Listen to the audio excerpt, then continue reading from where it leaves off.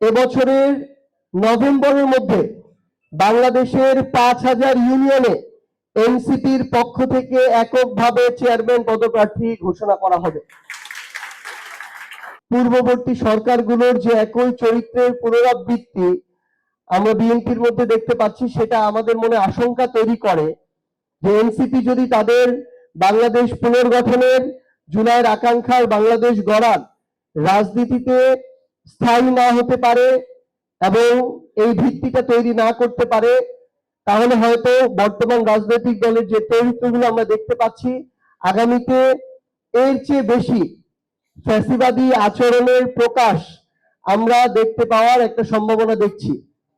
সেই জায়গা থেকে আমরা প্রথম এবং প্রধান লক্ষ্য হিসেবে নির্বাচনের পরে যে বিষয়টিকে নিয়েছি, এনসিপির সাংগঠনিক ভিত্তি তৈরি করা।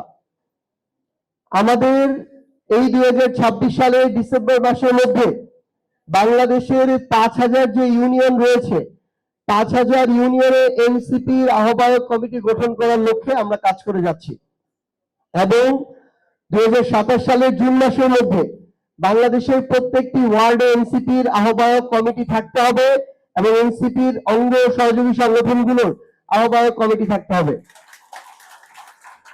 আমরা ইতিমধ্যে 100টি উপজেলা এবং পৌরসভায় প্রার্থী ঘোষণা করেছি। সেপ্টেম্বরের প্রথম সপ্তাহে আরো 100টি উপজেলায় এবং পৌরসভায় আমরা প্রার্থী ঘোষণা করব। কিন্তু আমরা স্থানীয় সরকার মন্ত্রণালয়ের মাধ্যমে যতটুকু জেনেছি যে ডিসেম্বর জানুয়ারিতে ইউনিয়ন নির্বাচনের মধ্য দিয়ে আমাদের স্থানীয় নির্বাচন শুরু হতে যাচ্ছে। সেই লক্ষ্যে এবছরের নভেম্বরের মধ্যে বাংলাদেশের ৫,০০০ ইউনিয়নে এনসিপির পক্ষ থেকে এককভাবে চেয়ারম্যান পদপ্রার্থী ঘোষণা করা হবে। আমরা এককভাবে নির্বাচনের প্রস্তুতি নিয়ে এগিয়ে যাচ্ছি এবং আমরা এটুকু বলতে চাই যে সারা বাংলাদেশের প্রত্যেকটা ইউনিয়নে, ওয়ার্ডে এনসিপি তার অঙ্গ সংগঠন কিংবা এনসিপিতে আসতে চান এবং যারাই এনসিপির হয়ে আগামী নির্বাচনে লড়াই করতে চান, আপনারা এনসিপির সাথে সংগঠিত হন, কমিটিতে আসুন এবং আমাদেরকে জানান।